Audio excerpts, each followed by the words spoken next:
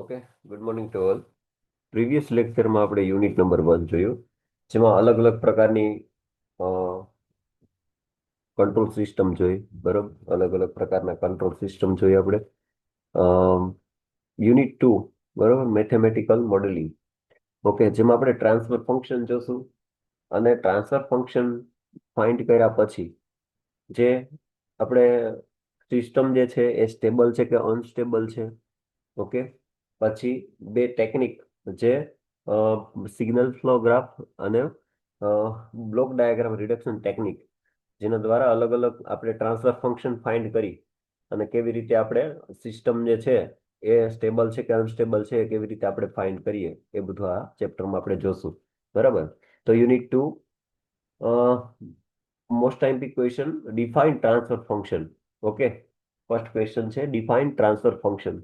Okay, તો હવે આપણે ફર્સ્ટ ચેપ્ટરમાં મેં તમને વાત કરી હતી કે ટ્રાન્સફર ફંક્શન માટે આપણે અલગથી ચેપ્ટર આવશે, એમાં ટ્રાન્સફર ફંક્શનનું આપણે જોશું. ઓકે, તો ટ્રાન્સફર ફંક્શનની ડેફિનેશન શું થાય? તો કે લાપ્લાસ ટ્રાન્સફર ફંક્શનના આઉટપુટ અને લાપ્લાસ ટ્રાન્સફર ફંક્શનના ઇનપુટના રેશિયાને ટ્રાન્સફર ફંક્શન કહેવામાં આવે છે. બરોબર.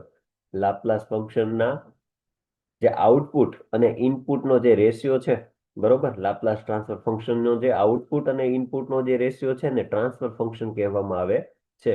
બરોબર, આ વસ્તુ ક્યારેય ભૂલાય નહીં, કેમ કે જીટીયુમાં આ ક્વેશ્ચન પૂછાય. બરોબર, તો 3-4 માર્કનો ક્વેશ્ચન પૂછાય તો આવી ડેફિનેશન જે છે એ રોકડે રોકડા માર્ક કહેવાય એના. બરાબર, એટલે આ ડેફિનેશન ભૂલાવી ન જોઈએ. બીજી ડેફિનેશન છે ટ્રાન્સફર ફંક્શન એક કોઈ સિસ્ટમનું મેથેમેટિકલ રિપ્રેઝન્ટેશન છે જે સિસ્ટમના ઇનપુટ અને આઉટપુટ વચ્ચેનો સંબંધ બતાવે છે. બરોબર. ઓકે, બે ડેફિનેશન છે. પછી આ બ્લોક છે, જે આર ઓફ ટી અને જી ઓફ ટી અને સી ઓફ ટી. બરોબર, આ બધું તમને મેં ફર્સ્ટ ચેપ્ટરમાં સમજાવ્યું છે કે આર ઓફ ટી શું છે, જી ઓફ ટી શું છે, સી ઓફ ટી શું છે. બરોબર, જ્યારે આ બ્લોક ડાયાગ્રામ તમે ડ્રો કરો, આ બ્લોક, બરોબર, આ ફંક્શન તમે લખો ત્યારે ખાસ લખવાનું કે સી ઓફ ટી એટલે શું, તો કે આઉટપુટ છે. આર ઓફ ટી ઇનપુટ છે. જી ઓફ ટી શું છે, તો કે સિસ્ટમનું ફંક્શન છે. બરોબર, આવું આપણે દર્શાવવાનું એક્ઝામમાં.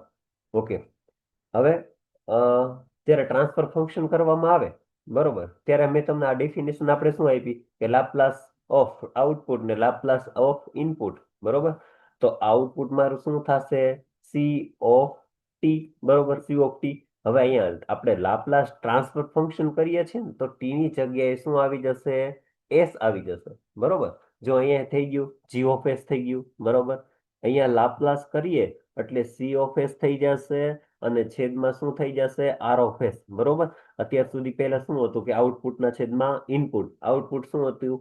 સી ઓફ ટી ના છેદમાં આર ઓફ ટી. બરોબર, તો હવે શું થઈ જશે? સી ઓફ એસ ના છેદમાં આર ઓફ એસ. બરોબર, કેમ કે આપણે એનું ટ્રાન્સફર ફંક્શન કરીએ છીએ એટલે. બરોબર, ટ્રાન્સફર ફંક્શનનો લાપ્લાસ ટ્રાન્સફર ફંક્શન કર્યું એટલા માટે. ઓકે, હવે આ જો ક્વેશ્ચન પૂછાણો હોય તો વધારે એક્સ્ટ્રા શું લખવાનું થાય? તો કે ટ્રાન્સફર ફંક્શન એ એસઆઈએસઓ સિસ્ટમમાં વપરાય છે. બરોબર, એટલે કે સિંગલ ઇનપુટ સિંગલ આઉટપુટ સિસ્ટમમાં વપરાય છે અને લિનિયર ટાઈમ ઇનવેરિયન્ટ સિસ્ટમમાં પણ વપરાય છે. બરોબર, આ બંને આપણે સિસ્ટમ આગળ જોઈ ગયા. બરોબર, ક્લાસિફિકેશન ઓફ સિસ્ટમમાં આપણે જોઈ ગયા કે એસઆઈએસઓ, લિનિયર, નોન લિનિયર. બરોબર, આ બધી સિસ્ટમ જોઈ. પણ ટ્રાન્સફર ફંક્શન જે છે એ એસઆઈએસઓ સિસ્ટમમાં વપરાય છે અને લિનિયર ટાઈમ ઇનવેરિયન્ટ સિસ્ટમમાં વપરાય છે. બરોબર, આટલું યાદ રાખવાનું છે કે બંને સિસ્ટમમાં વપરાય છે.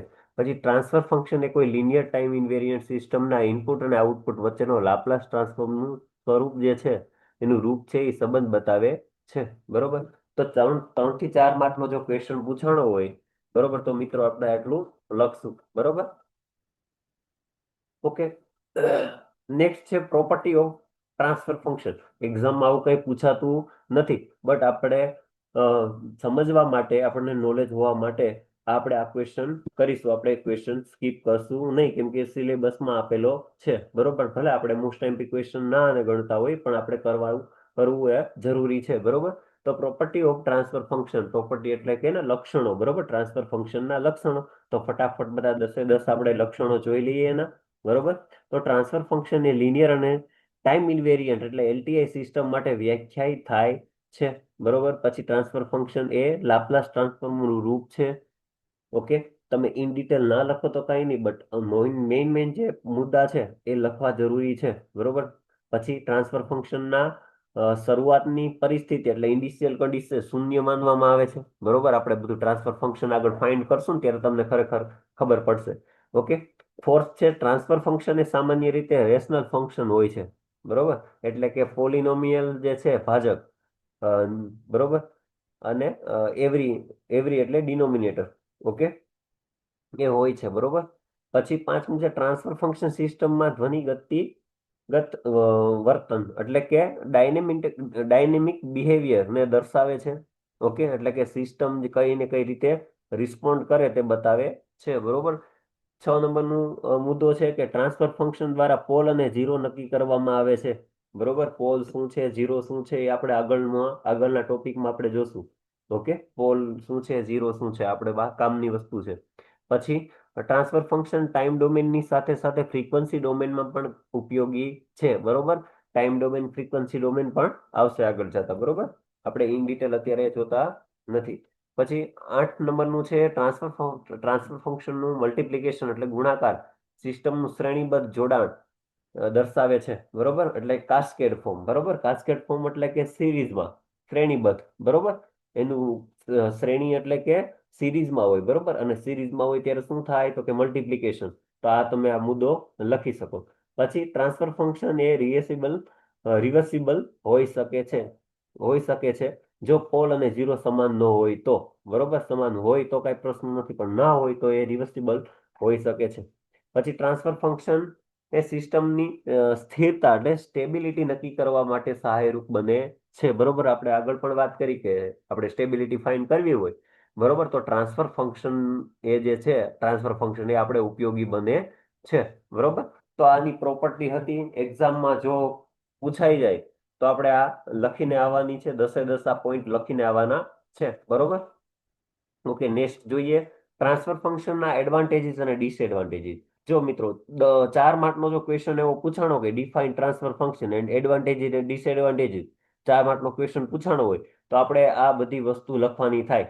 ઓકે, ખાલી ડિફાઇન ટ્રાન્સફર ફંક્શન કીધું હોય તો કઈ વાંધો નહીં, તો એટલી બધી મેં તમને કીધું એ બધું લખવાનું થાય. પણ જો transfer function define transfer function advantages disadvantage સાથે પૂછ્યું હોય તો ટ્રાન્સફર ફંક્શનની ડેફિનેશન આપવાની છે, એડવાન્ટેજીસ અને ડિસએડવાન્ટેજીસ લખવાના છે, બરોબર. તો તમને પૂરા માર્ક મળે, બરોબર. તો આ વસ્તુ આઈએમપી છે, એડવાન્ટેજીસ અને ડિસએડવાન્ટેજીસ, બરોબર. તો ટ્રાન્સફર ફંક્શનના લાભો શું છે તો ફર્સ્ટ છે સરળ વિશ્લેષણ માટે સહાયરૂપ છે. બીજું છે ટાઈમ ડોમેન અને ફ્રીક્વન્સી ડોમેન બંનેમાં ઉપયોગી છે. ઓકે. પછી સ્ટેબિલિટી ફાઇન્ડ કરવા માટે છે, એના માટે સરળ રીત છે આ. ઓકે. પછી ફોર્થ છે બહુવિધ એટલે વધારે પડતી જે સિસ્ટમના સંયોજન માટે યોગ્ય છે આ, કેમ કે આમાં આપણે શ્રેણીબદ્ધ એટલે કે સિરીઝ છે, પેરેલલ છે, બરોબર.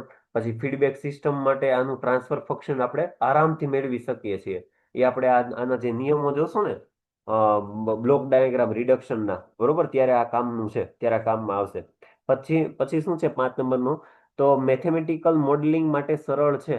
ઓકે, કે લિનિયર સિસ્ટમ માટે ટ્રાન્સફર ફંક્શન ગણતરી કરવી સરળ છે, બરોબર. પછી એના ગેરલાભો શું છે તો કે માત્ર લિનિયર અને ટાઈમ ઇન્વેરિયન્ટ સિસ્ટમ માટે જ લાગુ પડે છે. આપણે ઘણી બધી સિસ્ટમો જોઈ. ઓકે, તો આ બે બે જે સિસ્ટમ છે એ બે સિસ્ટમ માટે જ આ ટ્રાન્સફર ફંક્શન છે એ લાગુ પડે છે, બાકીની સિસ્ટમ માટે લાગુ પડતું નથી, બરોબર. સેકન્ડ છે શરૂઆતની શરતો એટલે કે ઇનિશિયલ કન્ડિશનમાં ધ્યાનમાં લેતું નથી. ઓકે. પછી કેમ કે એ શૂન્ય હોય છે ઇનિશિયલ કન્ડિશન એટલે, બરોબર. પછી થર્ડ નંબરનું છે મલ્ટી ઇનપુટ મલ્ટી આઉટપુટ એટલે કે એમઆઈએમઓ સિસ્ટમ માટે ફક્ત લિમિટેડ ઉપયોગિતા છે. આપણે વાત કરી કે એસઆઈએસઓ સિસ્ટમ માટે આ ઉપયોગી છે, બરોબર. પણ આ જે એમઆઈએમઓ છે મલ્ટિપલ ઇનપુટ મલ્ટિપલ આઉટપુટ, એના માટે ફક્ત લિમિટેડ ઉપયોગિતા છે, બરોબર. કે પૂરેપૂરો ઉપયોગમાં લઈ શકતા નથી આપણે, બરોબર.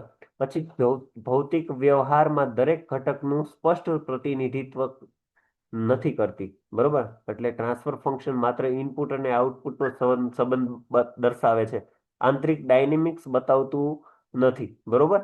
આ તમે નીચેનો પોઈન્ટ લખવો હોય ને તોય તમે લખી શકો કે ખાલી આઉટપુટ અને ઇનપુટનો જ સંબંધ બતાવે છે, બીજું કઈ આંતરિક ડાયનેમિક્સ બતાવતું નથી, બરોબર. પછી ફિફ્થ નંબરનો શું છે પોઈન્ટ તો કે સ્ટેટ વેરિયેબલ્સ ના વર્તન વિશે માહિતી આપતું નથી. એટલે સ્ટેટ સ્પેસ પદ્ધતિ જેટલી વિગતવાર માહિતી ટ્રાન્સફર ફંક્શન આપતું નથી એના જેટલી ટ્રાન્સફર ફંક્શન માહિતી આપતું નથી. તો આ ગેરલાભો હતા, ખાસ એકવાર રીડ કરી લેજો. બરાબર. પછી છે પોલ અને ઝીરો. ઓકે. આ ક્વેશ્ચન તમને જીટીયુમાં 3 અથવા તો 4 માર્કનો પૂછાય, પોલ અને ઝીરો સાથે હોય. બરોબર. તો આ ક્વેશ્ચન કરી લેવો અને સ્કીપ કરવો નહીં. બરોબર. તો પોલ અને ઝીરો પહેલા ટ્રાન્સફર ફંક્શન શું છે જોઈએ. ટ્રાન્સફર ફંક્શન એ લિનિયર ટાઈમ ઇન્વેરિયન્ટ એટલે એલટીઆઈ સિસ્ટમનું ઇનપુટ અને આઉટપુટ વચ્ચેનો લાપ્લાસ ટ્રાન્સફોર્મ આધારિત સંબંધ છે અથવા તો રેશિયો છે.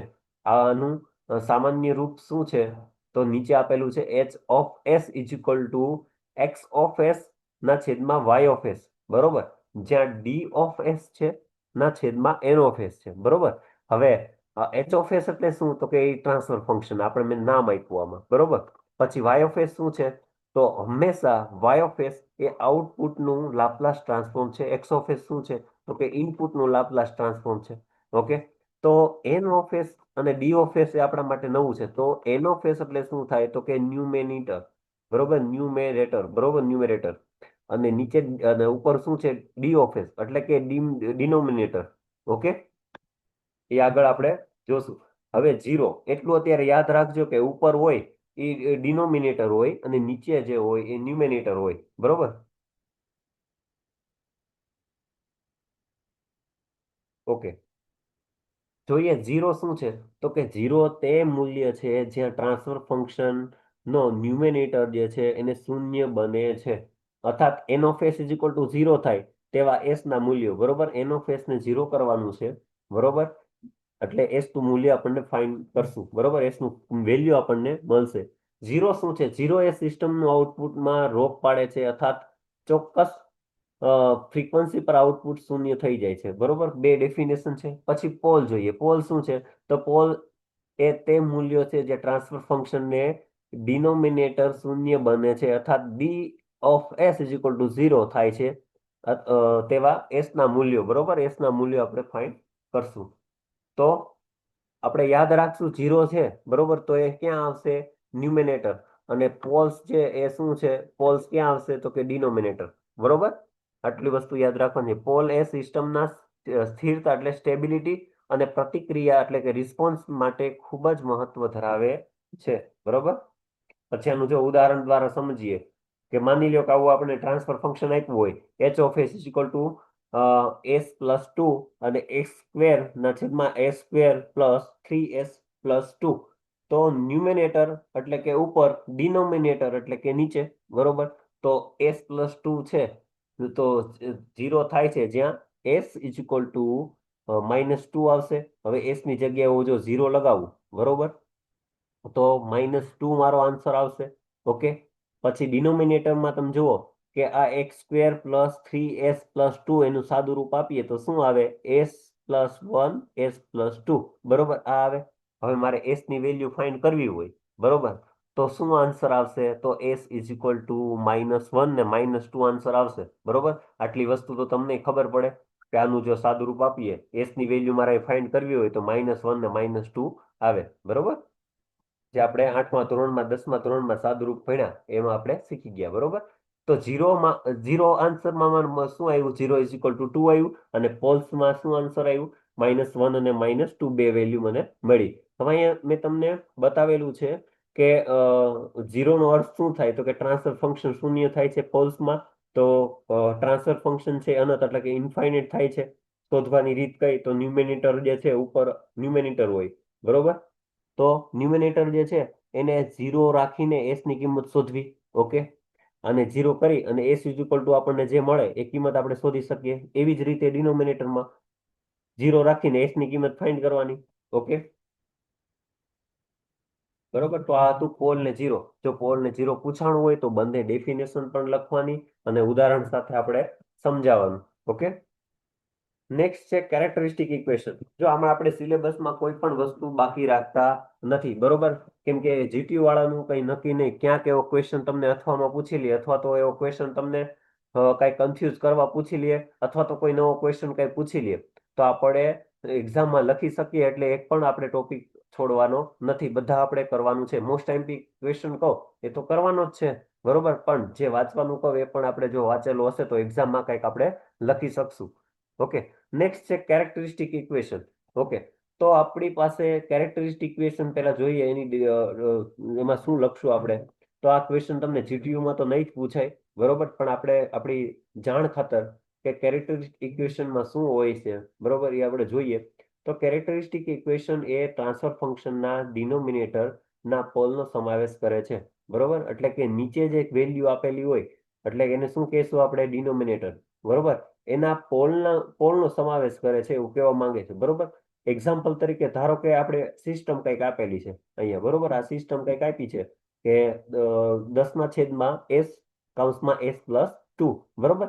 તો આનું કેરેક્ટરિસ્ટિક ઇક્વેશન શું બનશે, બરોબર, કે લાક્ષણિક સમીકરણ શું બનશે, તો s+10/s+2 = 0, બરોબર. આપણે વાત કરી હતી ઓલામાં કે ઇનિશિયલ કન્ડિશન હોય, બરોબર, એ શું હોય, 0 હોય, તો =0 લખશું આપણે. હવે જ્યાં s શું છે અહીંયા જુઓ તમે, આ બધી વેલ્યુ છે, આ ડિનોમિનેટર છે, ડિનોમિનેટરમાં અત્યારે શું છે, s+2, એ સામે 1 સાથે મલ્ટિપ્લિકેશન થશે, બરોબર. તો 1 થશે, 1 સાથે મલ્ટિપ્લિકેશન કરીએ તો એનું આવશે, બરોબર. s+2 પ્લસ આની સાથે પણ સમેશન થશે, અહીંયા મલ્ટિપ્લિકેશન થશે સામે અને અહીંયા સમેશન થશે, તો શું બનશે, +10, બરોબર, =0, બરોબર. હવે s નો સ્ક્વેર, અહીંયા s છે, અહીંયા કૌંસ સાથે મલ્ટિપ્લિકેશન થશે તો s² થઈ ગયો, તો s² s છે એ 2 સાથે મલ્ટિપ્લિકેશન થાય તો 2s થઈ ગયું, +10 જે હતું એ. આ જે બન્યું s² + 2s + 10, એ મારું કેરેક્ટરિસ્ટિક ઇક્વેશન હવે બન્યું, બરોબર. ઓકે, હવે તમને ખ્યાલ આવ્યો કે કેરેક્ટરિસ્ટિક ઇક્વેશન કોને કહેવાય, કેવી રીતે આવે એ, બરોબર. સાવ સિમ્પલ છે, બરોબર. તો આ સમીકરણ એટલે આપણી કેરેક્ટરિસ્ટિક ઇક્વેશન કહી શકીએ આપણે, બરોબર. હવે આ કેરેક્ટરિસ્ટિક ઇક્વેશન કેમ ઉપયોગી છે, તો કેરેક્ટરિસ્ટિક ઇક્વેશન થી આપણે સિસ્ટમ સ્ટેબલ છે કે નહીં એ આપણે ફાઇન્ડ કરી શકીએ, બરોબર.